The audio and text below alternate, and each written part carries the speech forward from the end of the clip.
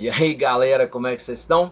Olha, o tema aqui agora é geografia e vamos falar um pouquinho desse material que está aí no PET, né?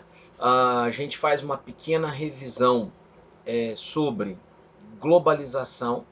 E quando a gente fala de globalização, a gente está falando primeiro de um tema controverso. Ele apresenta vários cenários e tem uma fragmentação extremamente acentuada. Por quê? Quando você dá uma ideia de globalização, ela acontece num espaço que nós chamamos de espaço mundial. Esse espaço mundial ele não é único, né? Na verdade, uma das características do mundo é que ele é bem diferente. Embora nós tenhamos comportamentos e produtos, né, que são colocados no mundo inteiro, não dá para fugir de uma realidade chamada regionalização, ou seja, a realidade de cada local e suas particularidades. Então, aquela particularidade que existe no Afeganistão, no Brasil, Estados Unidos, Rússia, em vários lugares, não é a mesma coisa. Embora, por exemplo, você tenha computadores, você tenha celulares, você tenha a moeda, enfim, você tem vários elementos que poderia se dizer assim, todos usam celular, computador, tem internet, e aí já começam alguns mitos, né? O primeiro mito é que não existe no planeta uma igualdade tecnológica. Não existe no planeta uma igualdade de acesso à tecnologia da comunicação. E quando nós falamos em globalização, nós estamos falando de globalização dos capitais, nós estamos falando dessa globalização das telecomunicações e, em tese, nós estaríamos falando da chamada aldeia global, aonde, né, algo que acontece num determinado local afeta os demais. Isso existe? Em parte é verdade, né? Uma questão sanitária, biológica, que em tese começou na China, afetou o mundo inteiro. Nós estamos falando de pandemia. Da mesma forma, nós temos avanços tecnológicos que são imensos, mas não quer dizer que esses avanços estão chegando ao mesmo tempo em todos os lugares. E outra questão, os lugares mais pobres, os países pobres, ou mesmo países que estão num processo de melhoria, né? Alguns gostam de usar a expressão países em desenvolvimento, ou países, no caso do Brasil, que esteja no grupo dos BRICS, né? Países que estão num processo mais avançado, né? Os chamados emergentes. Mas aonde que está o ponto de interrogação? Quando as crises acontecem, sejam crises locais ou crises como a questão da pandemia, os lugares mais pobres sempre são mais afetados. Os lugares que têm menos recursos financeiros são os mais afetados. Então, por mais que se fale de uma globalização, essa globalização ela é imperfeita.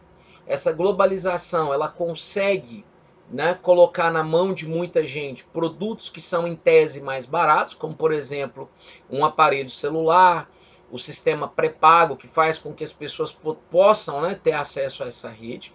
Porém, os bens de consumo que essas pessoas têm acesso, eles vão depender de um monte de coisa. E aí eu vou dar um exemplo bem nosso brasileiro. A partir do momento que você tem uma inflação mais alta, as pessoas mais pobres elas vão ter uma dificuldade tremenda de continuar tendo o mesmo padrão de consumo. Na verdade, elas não conseguem. A partir do momento que você tem o petróleo bem mais caro, as pessoas elas não vão conseguir se locomover da mesma forma que fariam antes, porque elas vão priorizar, normalmente é o que elas fazem, a cesta básica, que são os alimentos. Ao mesmo tempo, as empresas elas têm uma percepção muito rápida de mudança de perfil. E aqui eu vou usar os veículos como exemplo. O que a gente tem observado nos últimos anos? O desaparecimento do chamado carro popular. E por que o carro popular vai desaparecendo? Porque a demanda por esse veículo vai diminuindo. Professor, então as pessoas não querem mais ter carro? Não, as pessoas já não conseguem mais adquirir o veículo. Ou seja, as camadas mais empobrecidas, que poderiam parcelar um chamado carro popular novo em até 80 vezes, nesse momento elas nem têm o crédito, ou seja, o crédito fácil que estimula as compras. Já faz alguns anos, em termos de Brasil, que esse crédito meio que desapareceu, e ao mesmo tempo elas não vão se comprometer com prestações muito alongadas, até porque essas prestações não existem. E acontece, do ponto de vista das empresas, o seguinte: ao invés de ganhar menos tendo que vender 10 carros para poder ter um lucro, né? Ela vai ter um lucro X em 10 carros. Ela prefere produzir um carro mais caro, porque da classe média alta para cima nós ainda não tivemos uma diminuição da capacidade de consumo. Então, quando ela vende um carro e lucra o equivalente a 10 do que seriam os chamados carros populares, ela prefere construir carros mais caros. Para ter uma ideia, nós estamos em março de 2021, meu nome é professor Bras Paulo, e o carro mais barato, né, em tese, que seria popular no Brasil, ele está acima de 50 mil. E um carro de qualidade média, não é o topo de linha, que o topo de linha ele vai sair a partir aí de 120 mil reais, e eles estão entre 80 e 110 mil reais, os carros médios, né? Um carro de padrão médio, de classe média, por assim dizer. E temos e chegamos ao ponto em que alguns veículos usados do mesmo modelo estão mais caros do que o veículo novo na loja. Por quê? Lembre-se, nós estamos em pandemia. As empresas não estão conseguindo entregar veículos novos na demanda das pessoas que querem comprar. Aí eu vou dizer para vocês o seguinte: você que está me vendo, que nasceu agora, né, que é jovenzinho, é como se nós estivéssemos voltando aos anos 80, sabe? Extremamente difícil, extremamente complicado, e nem sempre nós somos capazes de compreender que a chamada globalização, ela acontece, de fato o mundo está menor, as informações chegam, né, muito rápido, mas a qualidade dessas informações também estão extremamente duvidosas. Há uma desconfiança por parte de uma grande parcela da população em relação aos chamados meios de comunicação tradicionais.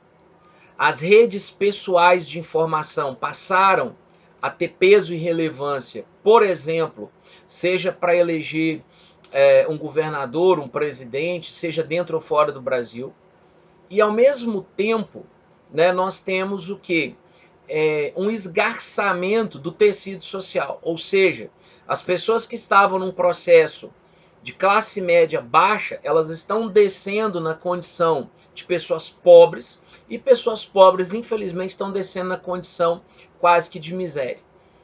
Por quê? Porque essas pessoas, muitas vezes, para ter o seu padrão de vida, ela precisa ter um emprego, ela não consegue fazer poupança.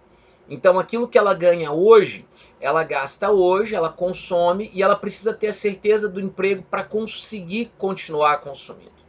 E num processo de pandemia, onde muitas empresas, principalmente o chamado comércio tradicional, ele é obrigado a fechar suas portas, toda essa cadeia está ameaçada. E aqui eu nem faço críticas, estou dizendo que num processo onde não se consegue vacinar todo mundo, não tem vacina suficiente, você não consegue ordenar as pessoas para que mantenham o justo distanciamento e façam a prevenção, né, de não pegar, por exemplo, a doença. Na hora que você soma tudo isso, você tem uma situação perigosa, e uma situação onde quanto mais tempo nós demorarmos para retomar as atividades econômicas, mais tempo nós vamos ter, né, de dificuldade para as pessoas que estão numa classe mais desfavorecida. E aqueles que são de classe média, mas que não têm poupança, ou não têm imóveis para vender, ou que não têm acesso ao crédito, eles também correm o risco de sair da classe média e descer para a pobreza, porque eles precisam também daquele recurso do dia a dia para poder manter o seu padrão de vida, manter sua loja, manter seus funcionários. Tá bom? Então a gente vai falar muito mais sobre globalização, mas aqui é só um link de globalização e a realidade que nós estamos vivendo hoje. Grande abraço, fiquem com Deus. Eu sou o professor Bras Paulo e até a nossa próxima aula. Abraço.